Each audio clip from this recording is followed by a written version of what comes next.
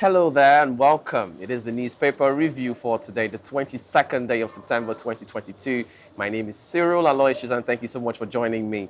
Looking at the papers with me today, as usual, as always, is Mr. Victor Sioku. You're very much welcome, sir. Thank you, sir. Welcome. Thanks for How have stopping you by. been? I've been fine. And you? Good to see you today. Yeah, good to see you too.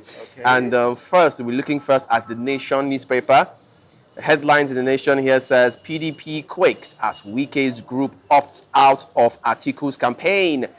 PDP quakes as Wike's group opts out of Atiku's campaign. Camp insists Asuu must quit. Chairman won't be forced out, says Atiku. Right, and another interesting headline here says court order won't stop negotiation with Asuu, says Ngige. Court order won't stop negotiation with Asuu, says Ngige. Right, and another headline here says on page 4, this one says 95.4 million liters crude oil stolen daily, says government.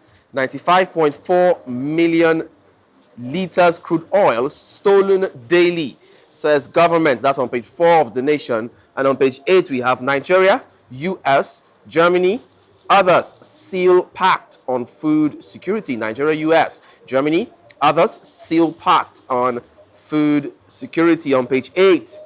And on page 2, we have Senate confirms Ariwola as Chief Justice of Nigeria. Senate confirms Ariwola as Chief Justice of Nigeria. And on page 2 as well, lastly on page 2 again, we have dignitaries greet Remi Tinubu at 62. Dignitaries greet Remi Tinubu at 62. All right, that's the much you can take in the Nation. Mr. Victor, how do you react to the headlines in the Nation? PDP quakes. Okay. PDP is quaking and quaking because of Wike they come. So yeah, that's his song. Okay. It's really, will I say, a whole lot of confusion happening in PDP right now because just recently you saw the massive group that came for Wike ordering Asuu to resign. At the same time, Wike's group has opted out of the campaign group. Okay. For Atiku. Okay. And mind you, Atiku has come out to say, see, You can't force Asuu to. they can't force Asuu to resign or to quit. And he also mentioned that the body that is primarily responsible for if Atiku should go or not, that has the decision to make whether Atiku should go, that they have given him a vote of confidence, as in they've given the national chairman, Senator Yocha Asuu, the vote of confidence to remain there. Okay. But another option which should work is if Asuu accepts on his own to resign. But if they want to use the party structure and the constitution, as in to use the bodies from the party to put him out, it might be so stretchy that the election will happen while they are still trying to follow out the processes involved. Okay. So, well, just like the headline said, PDP quakes. It is really quaking because people have come out to talk.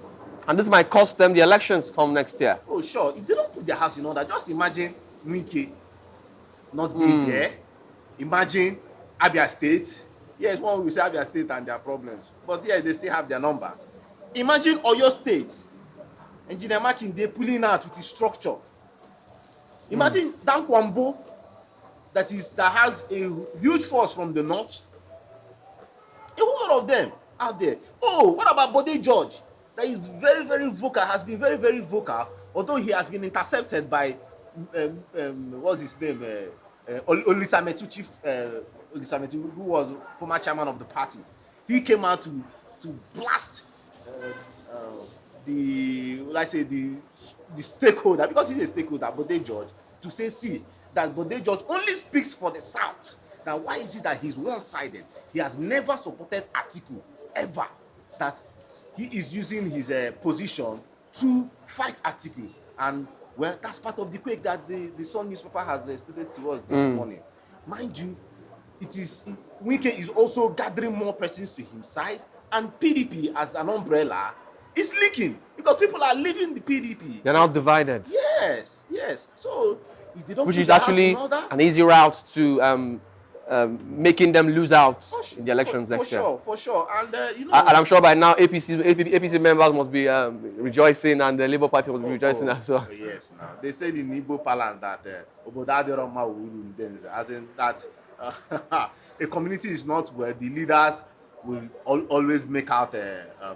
Will I say they will always find will I say pleasant? They will be pleasant with it because it is an opportunity for them to do their billings. Come on. All right, Mr. Victor, let's not dwell much on the nation. Let's move straight now to the Daily Sun, where we have on page 6, this one says, war without end in PDP. Okay, I think we also had something similar to this in the previous paper. War without end in PDP. Wike's group pulls out of Atiku's campaign. I can't force Asuu to resign, says presidential candidate. Wabara's peace committee meets autumn, pledges quick resolution of food. That's on page 6 of the nation of Daily Sun. Okay, and the next on page 8 we have Asuu vows to appeal as court orders lecturers back to classrooms. Asuu vows to appeal as court orders lecturers back to classrooms. NAN threatens to disrupt political campaigns if impasse is not resolved. That's on page 8 of the Daily Sun. And on page 27, we have newly confirmed Chief Justice of Nigeria denies crisis in Supreme Court. Newly confirmed Chief Justice of Nigeria denies crisis in Supreme Court. That's on page 27. And on page 2, we have Buhari begs for debt cancellation for severely challenged countries. Buhari begs for debt cancellation for severely challenged countries. That's on page 2. And on page 27, we have Andy Uba offers to pay 1 million naira monthly to the Fry Arthur Eze's 50 million naira loan. All right, that's on page 27. And on page 27 as well, we have Kanu Wankwo hails Ugwuanyi as peaceful leader. Kanu Wankwo hails Ugwuanyi as peaceful leader on page 27. Lastly, on page 25, we have erosion. Soludo cries to federal government, says 40% of Anambra's landmass under threat. Erosion. Soludo cries to federal government, says 40% of Anambra's landmass under threat. That's on page 25 of the Daily Sun. All right, Mr. Victor, what do you make of the headlines in the Daily Sun? Okay, I would love to talk about the Asuu strike, okay, because it is coming with its different dimension right now, okay. They've been ordered by the court, the industrial court, to go back to their respective classrooms. So what do you make of the attempt to appeal on that regard? Oh, sure. Yes, I'm convinced. Like when I saw the headline on the papers yesterday, I was just so convinced that Asuu will oppose the judgment, or they will appeal the judgment. Okay. But there is something happening. But do you think they should appeal? Personally, I think yes. You think it's the right move? I want this to be resolved once and for all. Okay. It has lingered, no two ways about that. Since February the 14th. Okay. 7 months now. It has lingered. So the court ordering them to go back to classrooms. Do you see that as bullying, or you see it as I don't know? Do you see it as bullying? Well, I don't see it as bullying though. The court have done their deed. Like you know me, I just do not want to also interfere with court rulings. But I need to also make this point. The federal government took them to court, right? And they expect Asuu to obey the court. Well, the Minister of Labour has come out to also reiterate that, see, this is not about having a victor or having a vanquish, meaning that nobody has lost this battle. Okay? But let's not forget that the federal government that took them to court has disobeyed many court orders, many judgments before this time. Back in 2019, we had the case of Omoshore, the AAC presidential presidential candidate, okay, Showore, Omoyele Sowore. Okay. Okay, the court, there was a judgment for bail for him, but the federal government through the DSS disobeyed the court order. Okay, what about El Zazaki? Okay, the Islamic cleric. Yes, it is quite will I say complex, but yes, the same instrument you guys are using against Asuu was used on you, and you refused to obey. What about Nnamdi Kanu cases? What about okay, let me even go to the more political space. What about when there was a court judgment for this current government to release the names and details of spendings of looted funds since 1999? Okay, and this information was supposed to be given so that we'll know how our money as Nigerians has been spent. Okay. But they refused. This same administration refused. And you wonder, they asked you since 1999, they did not even ask you about yours, and you refused. So meaning that the court, the judgment, I want Asuu to respect the judgment, but Asuu has come out to say they want to get stay of execution to pause the judgment so that they keep doing what they are doing while they are appealing the case. Okay? The National Association of Nigerian Students have come out to say, see, Asuu should not go back to classrooms. Okay? Parents Teachers Association, well, it's a divided thing right now. Parents Teachers Association has come out to say, see, Asuu should go back. Asuu themselves, through their chairman, but do you blame the PTA for saying Asuu should go back? I mean, they are tired of their children staying at home. So sure, but you don't ask. It can be surprising for them to say, okay, Asuu, please go back to classrooms. It should be balanced, because the children you are asking to go back to school. Yes. What about the needs of Asuu, that they want the universities to be at par with other universities in the world? They want it's not like Asuu are fighting for just themselves here. Of course, they are fighting for the benefit of both themselves and the students as well. So they should also note that their parents, they have worked, no two ways about that. They have worked and sent their children to school. Asuu themselves have worked, have not been paid, and they are not being paid what they are due. So they are also fighting for their rights. So there should be a balance to all this. Okay. Asuu chairman has come out to say, see, we are not going back to classrooms. We will appeal, and they hope that they will get fair judgment. So on that basis, I think the whole appealing thing makes much sense now. Well, yeah, personally, if you ask me, I want this to be resolved once and for all. Okay. And the president has also come out to say, the chairman of Asuu has also come out to say, see, for the government going through this route, okay, that they will be losing lecturers. And I am very, very sure about that, because this is more like pulling out a sledgehammer on the lecturers. A lot of competent lecturers. Yes, and they will leave the shores of this country, because come to think of it, see, everybody wants fair wage. You want to be paid well. I want to be paid well.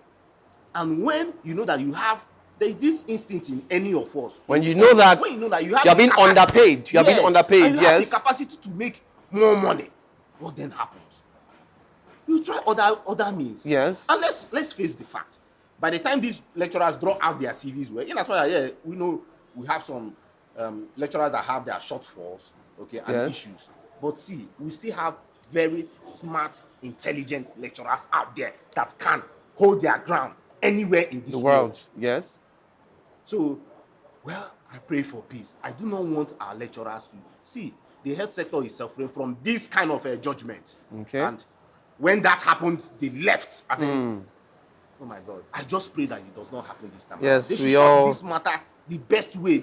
See, for me, I think that the government has used their instrument, which is, somebody called them capitalists, using the instrument of the police, and when the government wants to use their instrument, they go and use the police to stop whatever that is happening. And they've also used the court, which one of the officials have, as in the Asuu official, Unilag chairman, stated that the government have used their instruments to to go against the Asuu, which means he's saying that the government used the court as an instrument to go against them. Yes, Mr. Victor, we all want this issue resolved as soon and once and for all. But with the current body language of the government, do you see that happening anytime soon? See, I am shocked, utterly shocked that the government of today has failed on this part. Reason: the election is just close by. The opposition has strong terms, Yes. strong, will I say, points to make for the masses for the masses or the voters to vote for them. Yes. Yes. You cannot. I don't know how they want to win this election if they don't resolve this matter. Up to now. Yes, up to now. Up till now. Even As much as for them to have allowed it linger to this moment is also another issue on its own. Of course. Yes. So even the president of National Association of Nigerian Students has also come out to say, see, the campaigns that will start very soon, that they will stop campaigns, that people will not move. Mind you, the airport was blocked the other day, even the wharf was blocked. And just yesterday, they wanted to even block, what do you call it, the third mainland bridge. Okay, they wanted to protest just by the bridge so that cars will not move in or move out. And one way or the other, they did not do it. And beforehand, the government normally now use their instrument, which is the police, to go and fortify the area so that there won't be any protest. All right.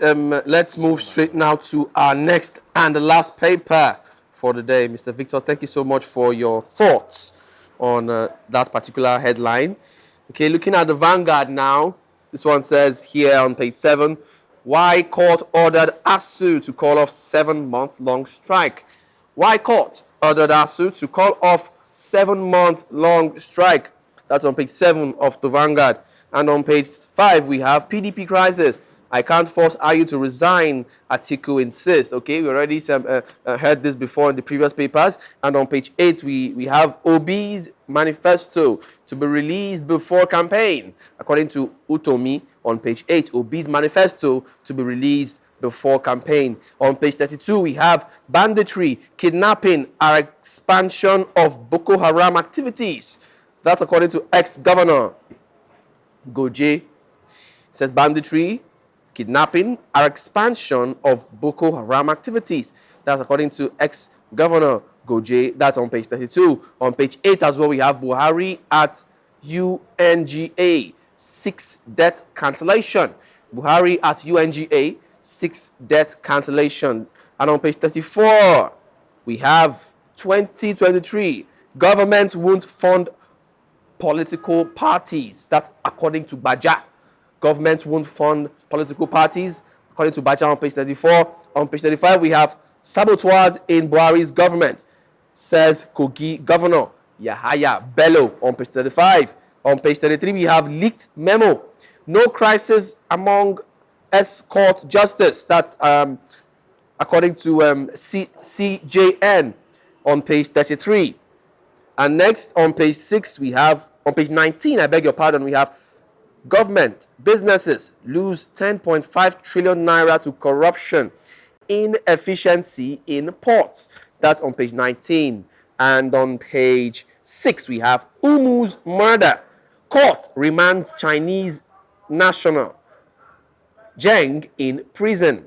Umu's murder. Court remands Chinese national Zheng in prison. That's on page 6. And lastly, on page 33, we have World Peace Day. Nobody can eliminate any religion in Nigeria. That's according to Sultan on page 33. Okay, that's the much you can take in the Vanguard, Mr. Victor. How do you react to the headlines in the Vanguard? Yeah, I would love to talk about the lady that was murdered. Umu Buhari is her name. Okay. Okay, in short form though. She was murdered by a Chinese national. I love her. I think I love her. Yeah, I love her. Yeah, I love her. That's a sad one. Yeah, really, really sad. Okay, she was murdered by him in Kano. That happened in Kano State. And yeah, he has applied for bail, but he was refused. Okay, and that just reminds me of what the FIDA team, that's the International Federation of Women Lawyers, Yes. which have also been on sensitization mood this period, which I saw your I saw your report the other day, and yeah, nice report, by the way. And Thank you. It was so detailed. Thank you. And yeah, men and women need to know their rights, actually. Even children, because things happen in this world that people think that as men that they can do whatever they want to do, and they will escape the punishment, the punishment that is due to them. And What actually amazes me about the story is the audacity of the young man, of the young man. Actually, you're in a foreign land and you have the guts to commit such a crime, man. And kill with a knife. Wow. Kill with a knife. Wow. And see, this is just one report. Stuff like this happen almost every week in this country. Men see women as objects in this country, and it's so bad. It's wrong. Look at what the feeder team, they were narrating cases, and you just hear someone, you just be so mad at what is happening. Yes, some might say, okay, women also do their deeds to men, but by the numbers, men all the time. They tend to overreact most times. Yes, and it goes down to anger. All this goes down to anger. How are you able to manage your anger? Okay, you cannot just see woman and you see a woman as a less object. Punching back. Yes. So kudos to your program the other day, and kudos to FIDA. Yes, they are celebrating the River State chapter, celebrating that 35th anniversary, and we need to encourage them as a media house to tell them that we love what they are doing, and they need to, the general public should please help us protect the right of women and children. Yes, exactly. Thank you so much, Mr. Victor, for your time with us today. We really do appreciate you stopping by.